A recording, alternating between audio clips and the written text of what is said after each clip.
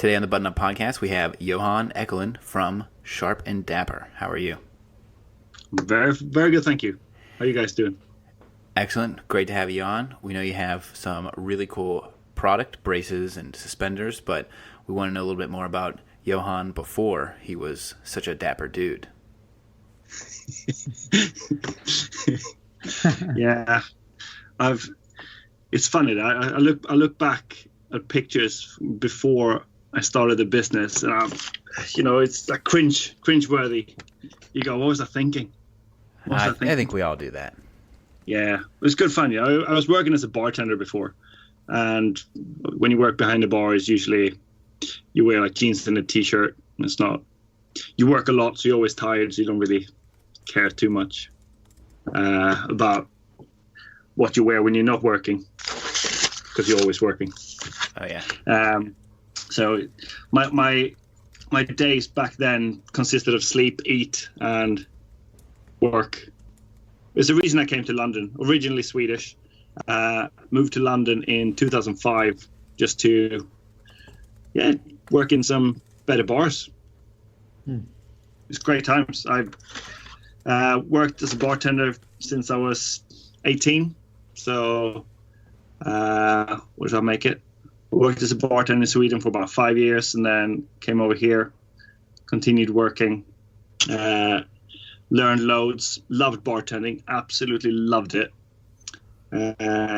Started working in a bar in East London that was sort of like a little members bar, and they kind of wanted us to dress like prohibition style. So they wanted us to wear suspenders and ties, shirts, nice trousers. And I didn't have any suspenders, so I went on eBay. I was looking, like browsing through what they had, like really cheap braces, not very nice ones, and came across this little accessory that tucked my shirt in. And when you work behind a bar, it's a godsend, especially in a bar where you want to tuck your shirt in, because you reach for things, you share cocktails, you bend over, pick stuff up. Bought a set and fell in love. Absolutely fell in love. So your first love was the shirt stays or suspenders? Shirt stays. Okay. Yeah, it was a bit of an eye opener. I was surprised no one really knew about it, if I'm honest. Especially in the industry, no one in Europe was doing it, apart from this one little online shop in northern England that also sold.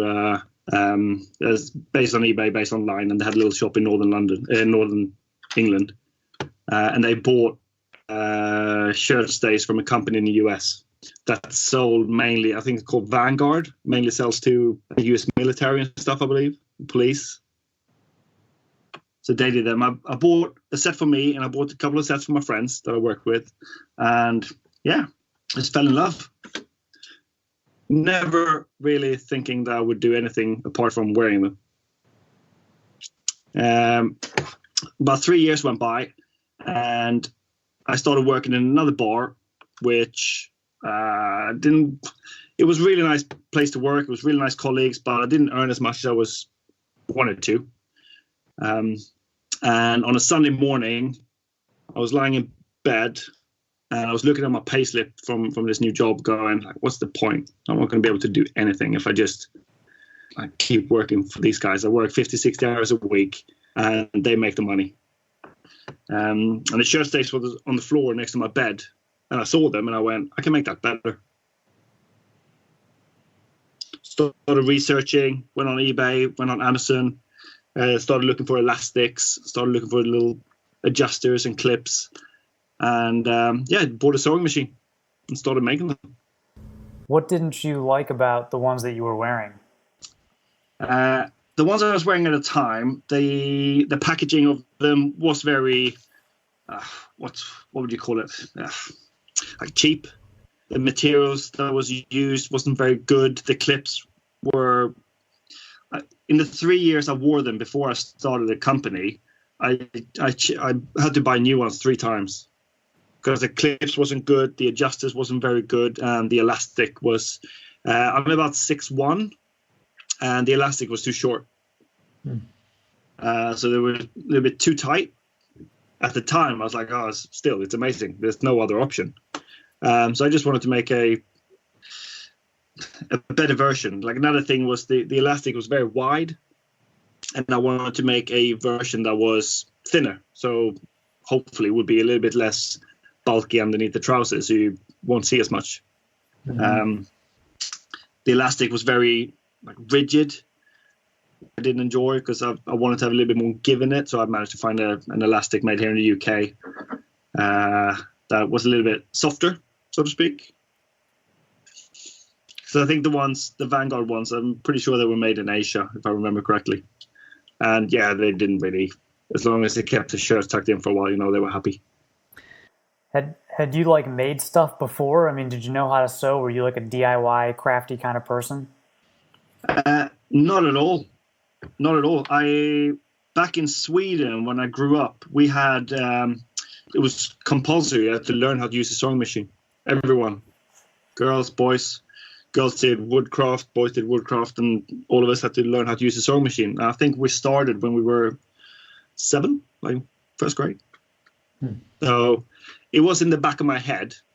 I got a little video of me doing the first set of shirt stays on the sewing machine. My flatmate, roommate filmed, and it took a while to get into it. I looked so funny. It was very slow in the beginning. Luckily, I didn't have a lot of orders back then. Mm-hmm. So it took a while to get back into it, but it was so much fun. But since, I really enjoy making stuff on the sewing machine now. So end of last year, I went to a trouser making course to try to learn how to make trousers and stuff like that. So I can try to expand on the skill a little bit. It was great fun to be able to. I always find tailoring interesting, and I love trousers. So I was like, let's go on a little trouser making course and see what happens. And it was great fun. And what year was that you had your revelation about the trousers on the floor? That was in 2011. Okay. So I started wearing them 2008. And then I came up with the idea for it 2011. So I went to work on the Monday and told a friend of mine that I was working with, oh my God, I've got this idea. I'm going to start making shirt stays that keep your shirt tucked in. And he said, oh, that's a great idea. Can I do it with you? So I actually started a business with a friend of mine from work.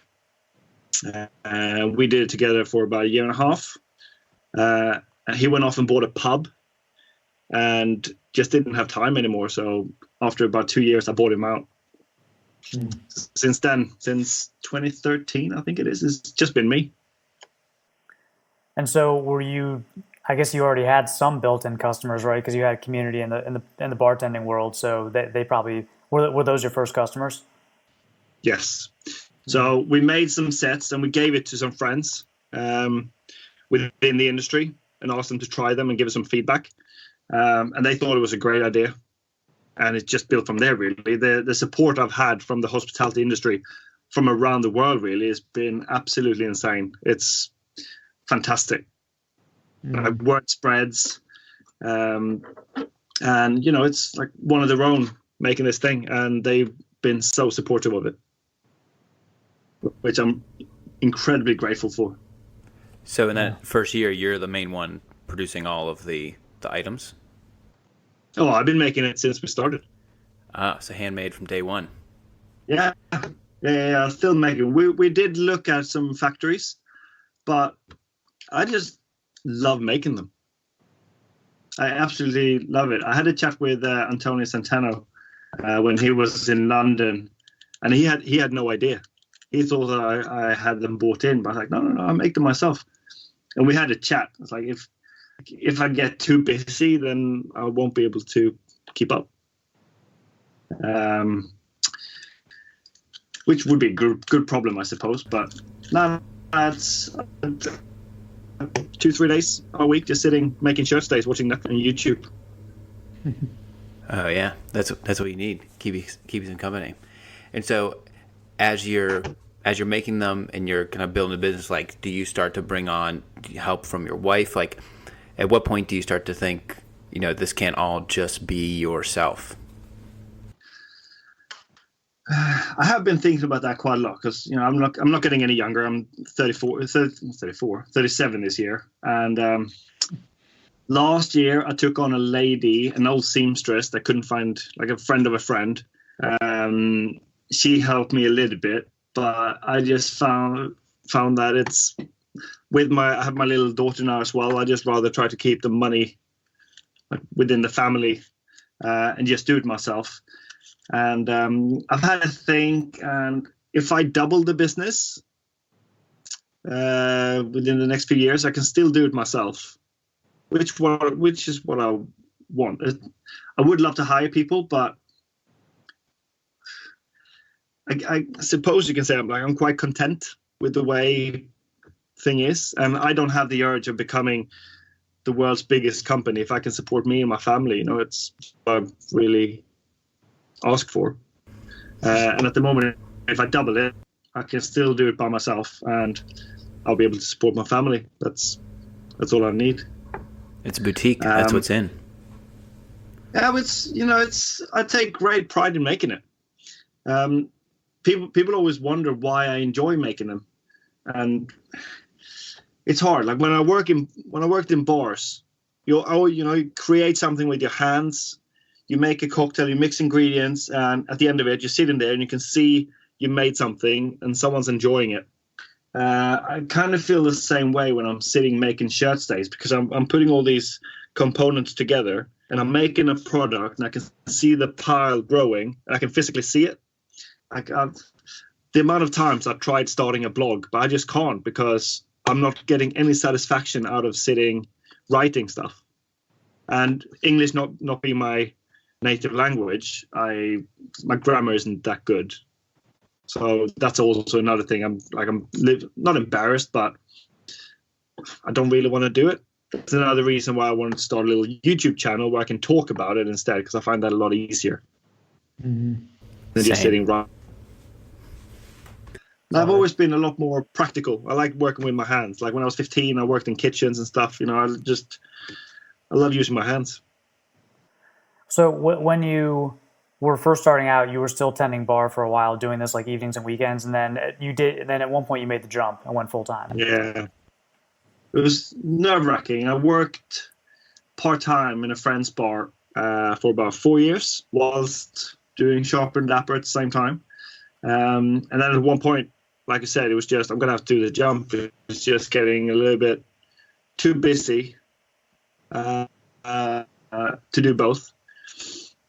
I actually bartending so much that last year, around the time my daughter was born, I went back working about 2 days a week just because I missed it. But because I just had my daughter and she didn't sleep very well, which meant when I came home at 1 a.m., she didn't want to sleep. I couldn't sleep. And she got up early. I didn't get enough sleep. And it also affected my hands quite a bit. With all the alcohol, it's always damp, and all the acid from the citrus fruits, I kind of got an allergic reaction on my hands. So as much as I love doing it, it just wasn't worth it in the end. I have a kind of off-topic question, but with bartending, it seems like, because you've been doing it for so long, has it changed a lot? Because it seems like now it's like cocktails are very in, and you can go to a restaurant, they advertise who their mixologist is, and it's an extensive cocktail list. Whereas, back in the day, it was just you had your standard drinks, and then the bartenders really, they can make those classics and then pull a beer. It changed so much. It's incredible. Just the way they make drinks, and also you have these days you have these, what can you call them, like rockstar bartenders. Like bartenders travel over the world and do guest shifts in different bars. Brands just ship bartenders everywhere to do sessions where they talk about what they do, and it's an incredible industry. It's absolutely insane. It's so much money in it, and I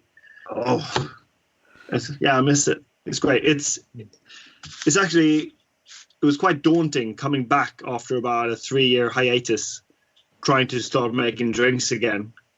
Because back in the days when you work and you're in it, someone asks you for a drink and you go, yeah, no problem, I'm going to make you that. Now, when I came back, someone asked me for a classic drink 2 years ago, no problem. Now I go, what? What are you talking? Oh, I'm going to have to look that one up. Sorry. That's great. What's your go-to drink when you go to a new bar and you want to kind of test the waters, see how they are? What do you order? Back in the days, it always used to be a daiquiri.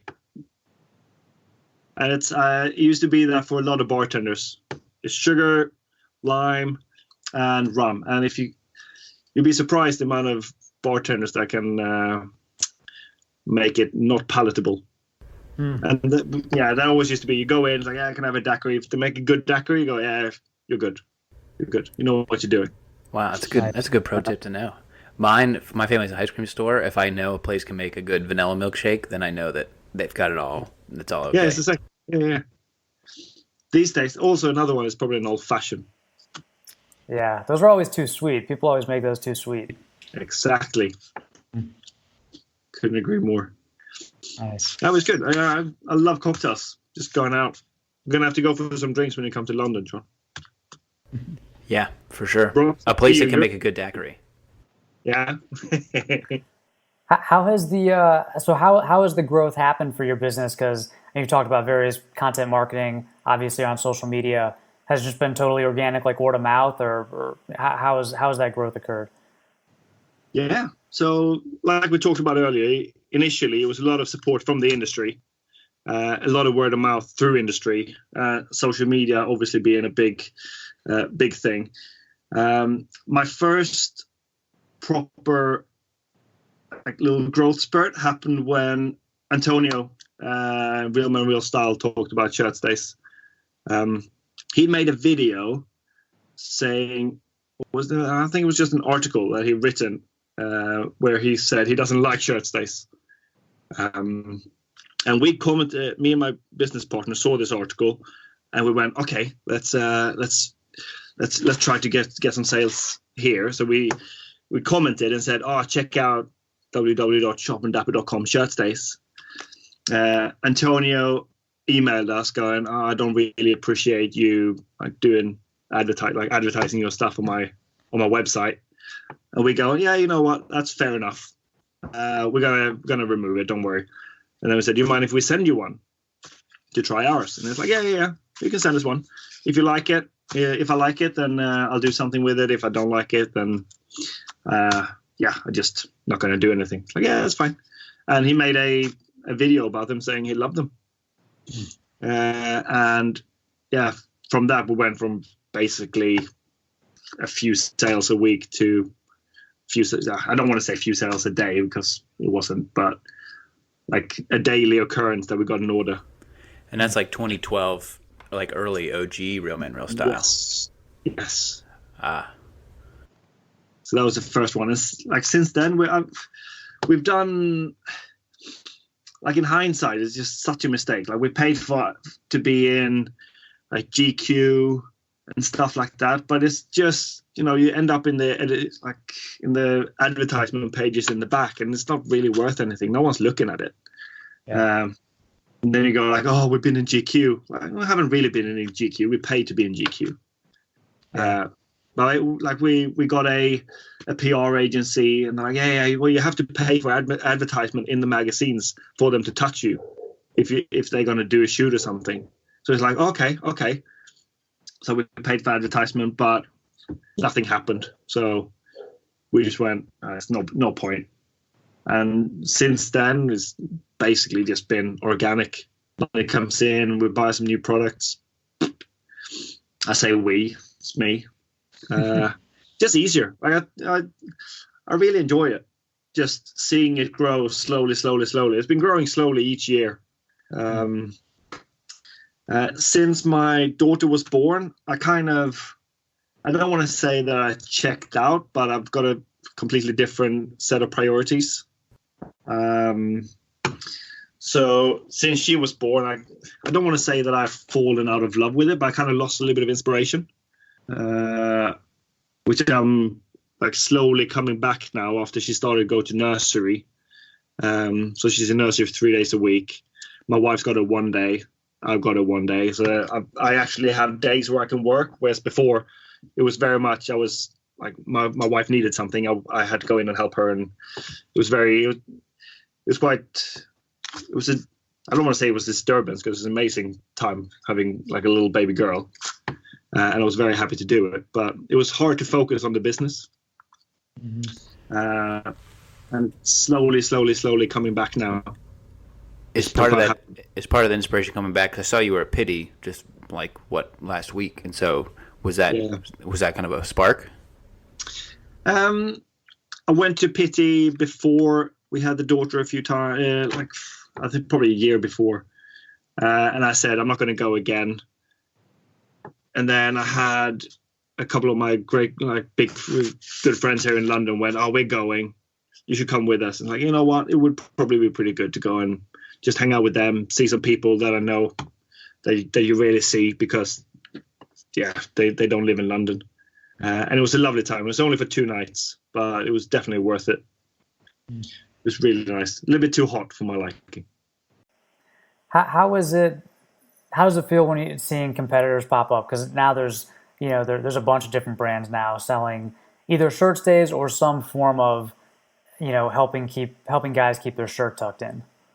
Yeah, you know what? Something I take great pride in is when I started back in 2011. It was basically this company Vanguard, and it was me. So, and we were the first one to really try to shout about it. And then obviously, like everyone, when it happens, people go, "Oh, easy way to make money." It feels like they think.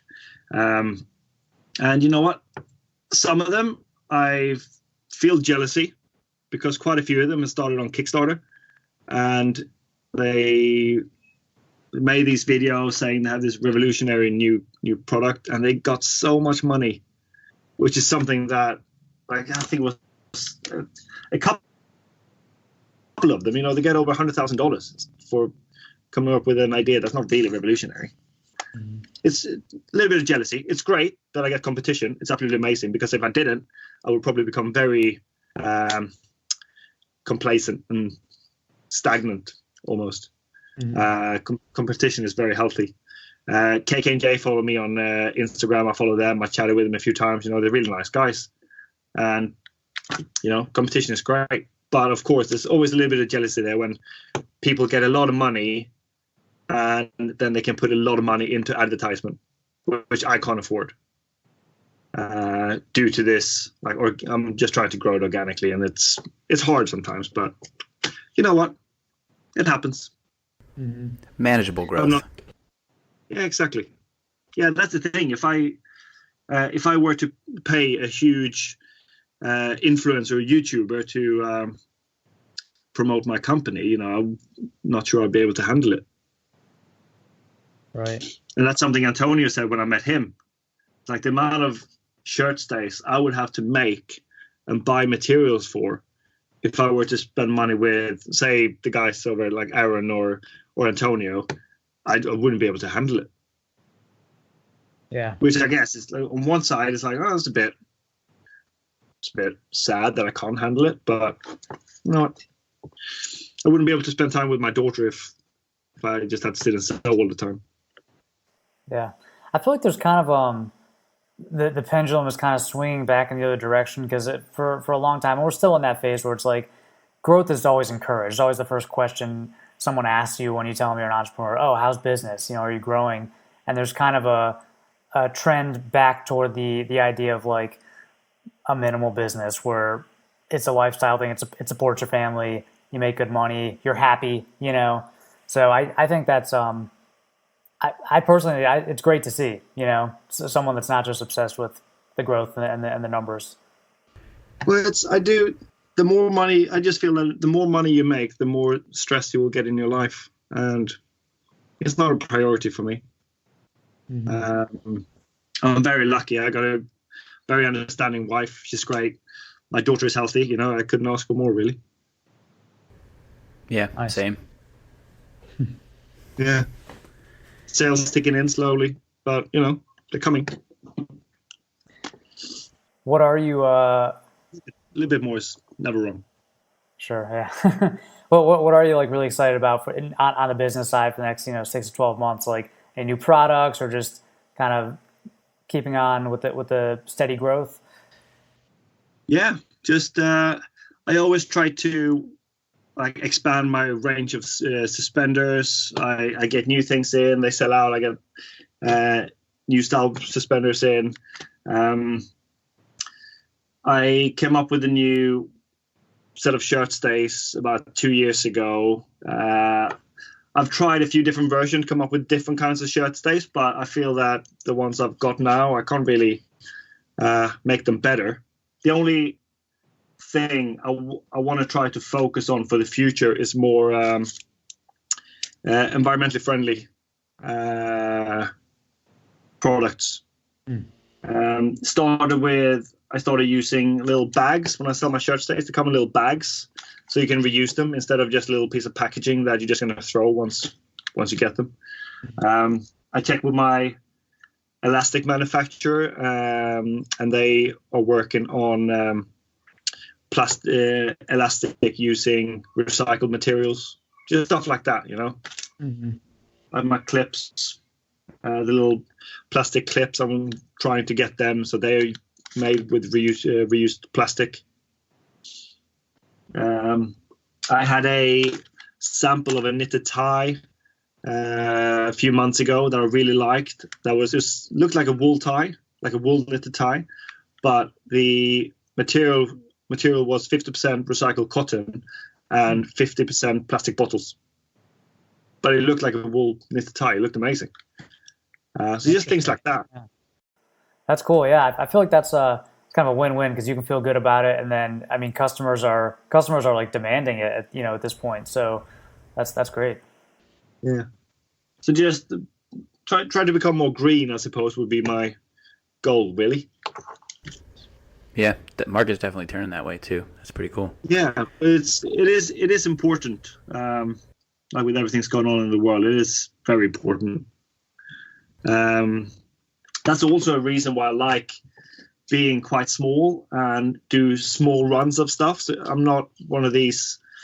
I don't want to be one of these cheap companies people go to and like they buy 10 t-shirts to wear them for a few months and then they don't want to wear them anymore. That kind of business doesn't interest me at all, and it's not good for the environment. What do you call it? High street? Is it high street fashion? You call it high fashion?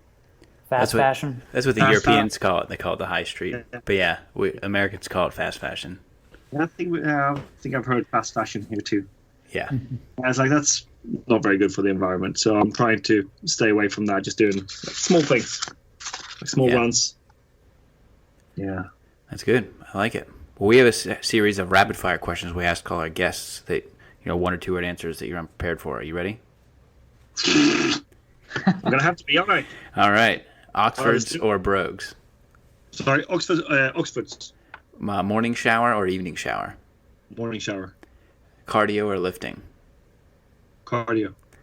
Chinos, jeans, or trousers? Trousers. Sneakers, loafers, or Oxfords? Oh, depends on the weather. If it's cold, Oxfords. If it's warm, if I'm at Florence, loafers. If I'm at home working, sneakers. Oh, that's good. Got to be flexible. Your favorite Bond actor? Sean Connery. The last book you read? I'm reading one right now called How to Be Good in a Bad World. Is that what it's called? By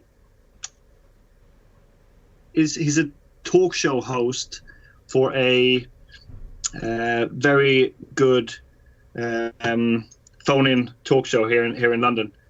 Radio show called LBC, and his name is James O'Brien, and his book is called How to Be Right in the Wrong World. It's very interesting. It takes up all things about like Brexit and UK politics at the moment, which is shambles. Which is all-consuming. Yeah. Oh, it's absolutely horrendous. As a foreigner in London, I'm sad. Yeah. I know. Everybody's sad. Navy or charcoal? Suit. Navy. And if you get in the shower, you want to pump yourself up, what is the song you're playing? Erasure, A Little Respect. No, Ooh. Dancing in the Dark, Bruce Springsteen. Whoa. Dancing in the Dark. I like those. I like Erasure too. That's good. Well, you survived our rapid fire segment. That was good. Barely. Yeah, Sean Connery is a great pick. Too long, but that was fun. I love rapid questions. It's good. Good. Well, I like your approach to business, boutique, kind of growing on your own terms. I hope the pity trip really gives you some little inspiration there. But everybody should check out Sharp and Dapper. You got your YouTube channel where you talk about shirt stays. You have a very good Instagram page where you can even see Johan in his underwear a couple weeks ago over at Pity. People think I'm an absolute idiot. Yeah, and pick them up. Well, thanks for coming on, Johan. Guys, thank you so much for having me. It was amazing. Thank you for listening to the Buttoned Up Podcast, a collaboration between John Shanahan of The Cavalier and Brock McGough of Modest Man, and we will see you next week.